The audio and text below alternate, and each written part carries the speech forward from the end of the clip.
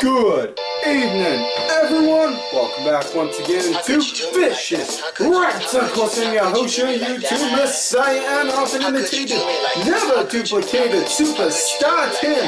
Vicious is. We are going over Raw this week. Was in Memphis, Tennessee. Now, before I do that, there is some things I want to get addressed real quick. One being the big hot controversial thing, and I say controversial with quotations because, you know, take it as it is. Over this past weekend, AAA, the wrestling promotion in Mexico, held their biggest event of the year, Triple Mania. In it, they had TNA, GFW, whatever the fuck you want to call it.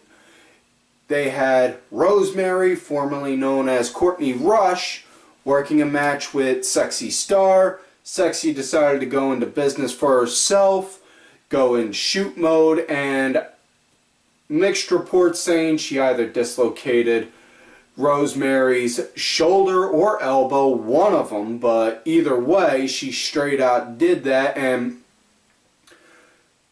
I have been staying quiet on it because I wanted to keep it on here, and I'm going to keep it short and simple. What she did, completely unprofessional, completely unforgivable. I don't think any promotion in their right mind is going to be looking at her saying, we want to book her on our next show.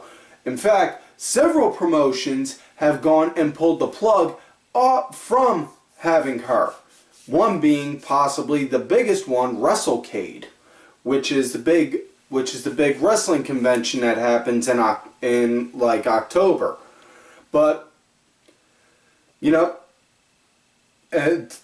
completely unprofessional, did not approve of it whatsoever, honestly, and I really hope she winds up getting some kind of repercussions thrown her way from someone in regards to this, or at the very least is forced to, as in being told you do this or you're fired, to pay for every last nickel and dime for Rosemary's medical bills.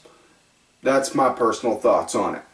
Now, that said, other thing that's been bothering me tied into this, all the fucking fans that have been blasting on it. The wrestlers, you know, all the boys in the locker room, all the boys and the good sisters that are in the locker room that have worked with her, they are more than welcome to air their grievances. But fans, we only get to see it from one perspective, from our perspective, from where our asses are in the seats. We don't get to go and pass judgment like that, saying this person's this, that, and that, and that, and that. You know, we don't know them outside of what we see in the ring. You know, so other than that, I shared my 2 cents saying I thought it was unprofessional. You know, somebody else wants to think the same thing, by all means, go ahead. But the second you start saying, oh, they're unprofessional, they should be this and this and this, whoa, slow your shit down right there. I'm not hearing that. You could say they're unprofessional, but that's about it. That's all I'm willing to want to hear. Now, that said, with that said, on with the show. Raw, Memphis, Tennessee. Miz and his flunkies are in the ring. And just as Miz gets literally one word in on his promo, he says, you know, and then next thing you know, boom, Kurt Angle comes out. Curt winds up trying to hype Miz up on his title. Miz stops him, says, do you know what the definition of success is? Goes off about it, and then says, I have not been given a chance to show that with this Intercontinental title here on Raw. And then Angle says, you know what, you're right, so we're going to have a battle royal with your 2 boys in there, plus everyone that's going to be coming on out right now. So, Balor was in there, Balor was in the group, Jordan, the Hardys, you know, Big Show, which case Big Show wound up looking like some kind of... Big Show shaved his beard and... Oh, God, oh, that was a horrible sight to see.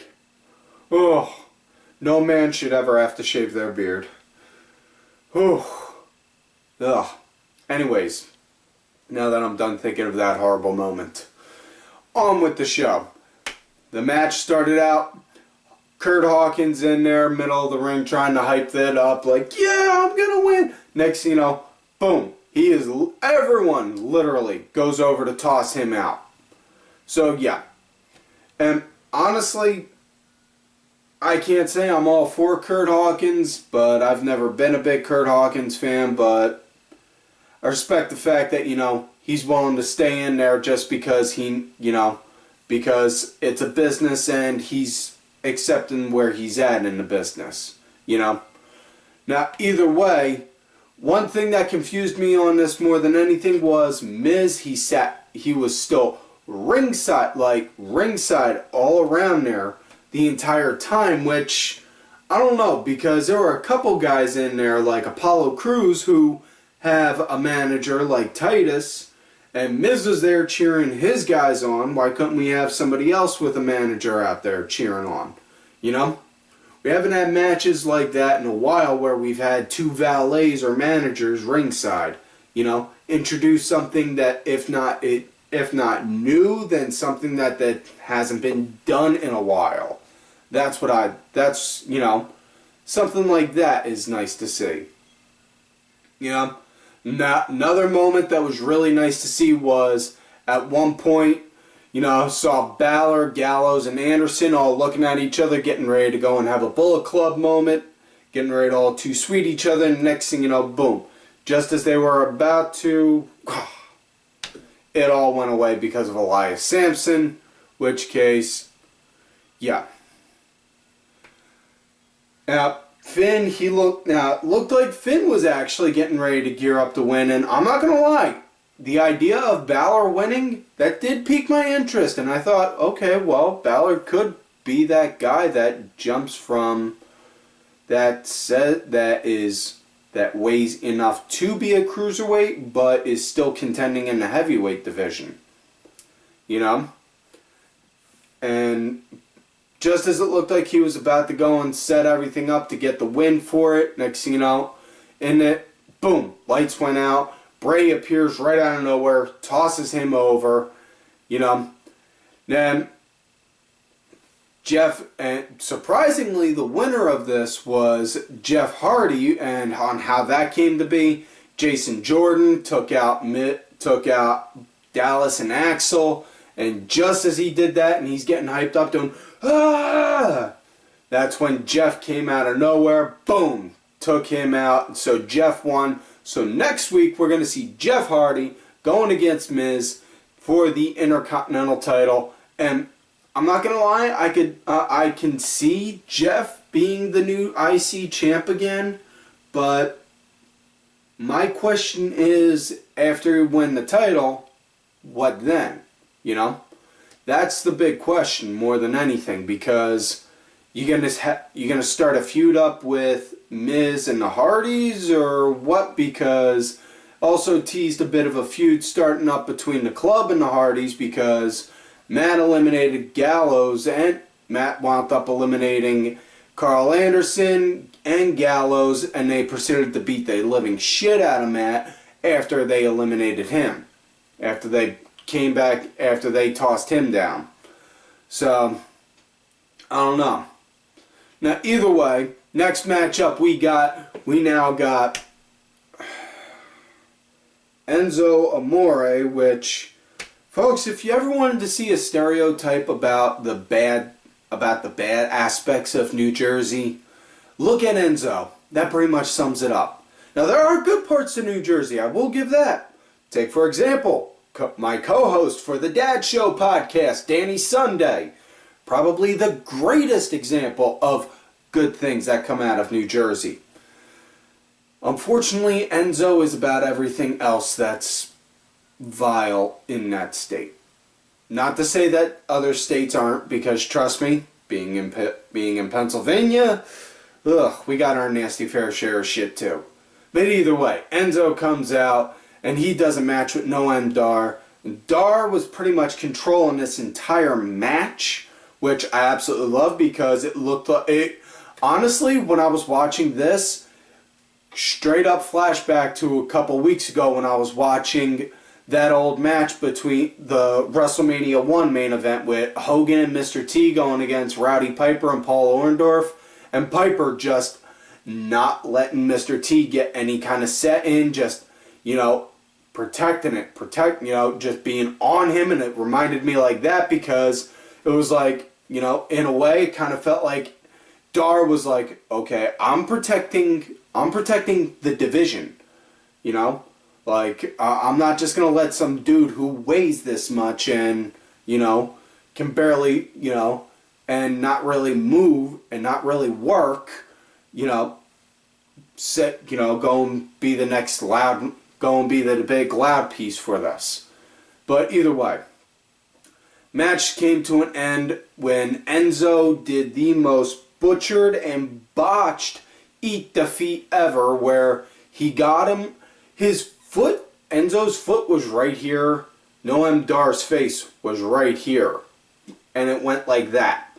Now I'll give Dar credit, he still sold it, but he didn't have it anywhere near him, and I'm not one for nitpicking on moves, far from it, but if you're going to do a move, do the damn move. If you don't think you can do the move, then do not do it. But if you can do the move, you damn well do it.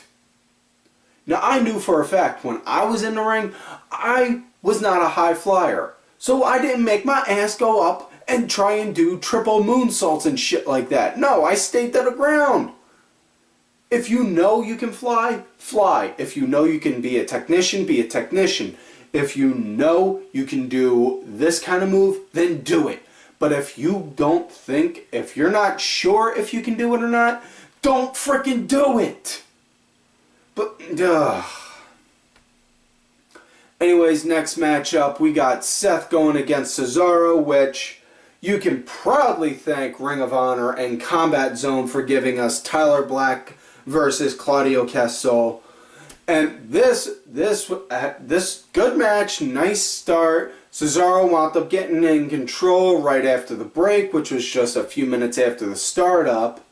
And afterwards, Seth, he started to mount a small bit of a comeback as time went on, and it was kind of interesting on how the end came to be, because it was pretty much, Cesaro, Cesaro was doing his thing. Seth, he was getting his comeback.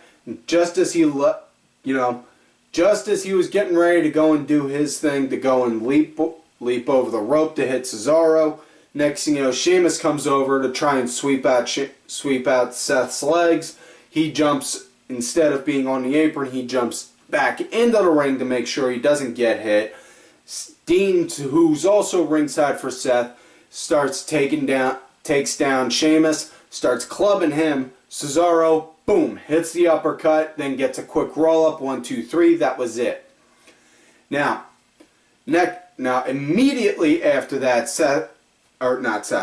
Sheamus grabs the mic and says, Dean, you're mine now, basically, and now we got Ambrose versus Sheamus. And I'm not going to lie, I'm kind of digging this feud between Seth and Dean going against Sheamus and Cesaro, because this is kind of taking me back to like my old teenage days, where it was like, you had the street punks going against the big buffed metalheads, and I'm pretty sure you could guess which side I was on that fight. I was that grungy little street punk, staring down the 8-foot tall metalhead that looked like he could bench press a Buick. Like, what you got? But yeah. Anyways, back to Sheamus and Ambrose. Sheamus played their power game, really good on point on that. I know I've given Sheamus a lot of shit over the years on this show. A lot of it was rightfully so. But honestly, this is probably the most fun I've had seeing Sheamus. This is probably the best run I've seen Sheamus have in the company yet, which is really nice to see. Now, it was a fairly good match. I dug it. I was entertained. I enjoyed it. And at the end of the day, wrestling, you know, if you're watching wrestling, you know, you're looking to be entertained. No different than if you're watching a show watching freaking Game of Thrones or something else on TV. I don't know. But either way, match wound up coming to an end when Seth and Sheamus, they started going back and forth at each other. Seth climbs into the ring and then immediately climbs out. Sheamus gets up on the apron, which distracts the ref. Seth gets up on the apron on the opposite side, springboard knees, no, I'm sorry, I'm getting myself confused. Seth didn't argue with Sheamus, Seth argued with Cesaro. So Cesaro was arguing with the ref, distracted the ref, which gave Seth time to springboard off the rope. On the other side, kneed Sheamus right in the face, which then let Ambrose hit Dirty Deeds and get the 1, 2, 3. That was it for that. So, we're going to obviously get the rematch with these guys. It's more than likely going to be at No Mercy. And honestly, I see it more so leaning towards Seth and Dean winning that one. Because, you know, they just reunited these guys. There's no reason to pull the belt off of them right away. There's no reason to pull the titles off of them right away. You know, so why take it off of them so soon? Now, next matchup we have, it is actually it was the piss break of the night, folks. Piss break. It was Mickie James going against Emma, and of all things, you know, they made this match more so just to see on who could have what trending first, which made absolutely zero sense because, you know, I mean, Emma won, but Emma got the biggest reaction because her entrance music changed to where it sounds like that softcore porn music you hear when you're watching one of those softcore movies on Showtime at 2 in the morning. Which I would never know of because I'm a... Don't judge! Anyways. Next matchup we got the Good Brothers coming back in action, going against Roman Reigns and Cena, and this came to be because Reigns and Cena wound up signing a contract to make their match at No Mercy official, and before they did that, they cut quite possibly the best promo of 2017 because it was literally, best way I could describe it, if you remember seeing all the promos if you remember seeing the promos where Cena was busting on Rock about being a part-timer, Roman basically just used all that, but Cena came back with, man, you should be ashamed that I'm a part-timer because I'm a part-timer and I can do this better than you and you're a full-timer. He just basically came at him like that. Now, again, I'm not one to try and split hairs on this, but the only downside I could honestly say with this promo was with Roman getting angry and starting to scream into the mic. Because, you know, you start screaming into the mic while you're cutting it, it just... Ugh. I mean, you want to have some aggression in your voice, you want to put some in your voice when you're cutting a promo. Hey, that's good, that sells it. But the second you start yelling, I mean, come on, why am I going to want to listen to you when you're yelling and it's hurting ears? You know, that, and also at one point Roman literally spaced out and forgot his line. Which,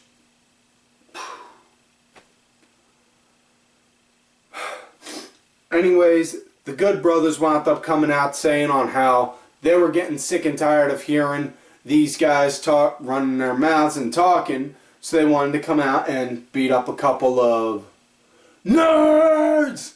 Okay, I did that. I had to get it out there. I'm sorry, folks. I had to do it. Okay? Now we'll get back to the match. You know, we had Gallows and Anderson going up against Roman and Cena. Cena and Reigns, they had that, normal dysfunctional, we gotta, they're making us tag together, so, okay, yeah, we'll tag together, I guess. Kind of thing. Cena, he was in there for the majority of it. He was the team punching bag. Although it was interesting because because in the beginning, Cena wound up hitting his infamous 5 moves of doom on Gallows early, and just as he hit the 5 knuckle, next Anderson came in, he wound up getting hit with the same thing, and as he's winding up to do the 5 knuckle, that's when Gallows comes out of nowhere, boom, boot right to the mush. And that's when they wound up really starting to make Cena the punching bag. But either way, Roman, once he got the hot tag, he wound up clearing house. Match wound up coming to an end with Roman hitting a spear on Gallows and Cena hitting an AA on Anderson. And yeah, so that was, or actually, I'm sorry, Roman speared Anderson and Cena did the AA on Gallows. That's what it was. So that was that. Now, next matchup, main event, and we'll say it was the match of the night. Alexa Bliss going against Sasha Banks. Before this, earlier in the show, Alexa cut a promo which quite possibly had the best line ever in it. With, Alexa being asked, what's your strategy to win? What's your strategy walking into this match tonight? My strategy? It's to win. I mean, come on. What kind of what else are you looking at when you need a strategy walking into a match? Like, huh? Yeah, I'm walking in there. I'm looking to win. Of course. That's what I'm looking to do. What else would I need to think of? It's like asking a football player or a baseball player, what's your favorite part of the game? Winning. Duh. Anyways, Bliss, she started out real good, heel tactics, tried to go for the quick pins right off bat. Those all came to a halt when Sasha wound up trying to get the bank statement in early. Alexa wound up starting to soften up Sasha's back, started softening up the back at one point, which case, good to see because, again, target different spots consistently. Don't just work the same spot on a person over and over and over every time you work a match with them, I mean, I want to see somebody try and soften up, but, if, we'll just say, for example, if I was doing a match with someone, if I was doing a set of matches with them, I'd want them to work my knee on Mondays, I'd want them to work my shoulder the next week, and then I'd want them to work my neck at the pay-per-view, and then I'd want them to work my back on that Fallout show, something like that, shows that you're targeting different parts. You want to break the person down piece by piece, Either way, back to the match. Bliss, she was pretty much in control right after the, Bliss was in control after the break on it. Like I said, she was working on Sasha's back for it all, and saw possibly the best counter to Sasha's bank statement ever, which case I'm surprised no one else has ever done it because it was so easy to set up. When she's got you in, torquing back like that, Alexa just simply rolled to her side and made it into a pin, And first time I saw Sasha do the bank statement, just thought, well, if they just moved to the side, they could break out of it. How come no one's ever done it? Why don't you just have somebody do that? But either way, after Bliss hit a huge superplex on Sasha, and then after a while started working with each other, and then Bliss just boom, snapped that DDT just like Jake Roberts would. Got the 1, 2, 3. Alexa Bliss is the champ, and once again, Sasha winds up dropping the belt on Raw. What a shocker. Shocker, I say. or not Alexa drops the belt. Sasha drops the belt, I should say. I'm sorry. I got my head all jumbled up, you know. But either way, after Alexa wins, Nia Jax comes out to congratulate her. Best friends, bosom buddies. She's carrying Alexa on her one shoulder, you know, with triumph and pride, smiling that her friend won, and wham! Lost the smile and then threw Alexa back, and then just walked out. So, perfect setup for an eventual match between Bliss and Jax. You know, so that is it for this week's show, folks. So, do not forget to like the video, subscribe to the channel, go back, watch some of the other episodes. Look for me on Twitter at Tim Vicious. Make sure you go look for my other account, Tim_Vicious. I'm also on that Facebook gimmick, Tim Ash. Also, look for the info for the Dad Show. New episodes again coming soon. Not a matter of if, but when. Info for that are down below. And do not forget to follow all of these cool-ass cats right here on the Twitter. Axel Mulligan. Y'all look for Axel's newest project, Brit Wrestling Review, where they talk about British and European wrestling. Sunday Segway, Kenny, thank you. Sunday Segway did have their last show earlier this week. Thank you for giving me the honor of being a guest multiple times on that show. From the bottom of my heart, I thank you for that.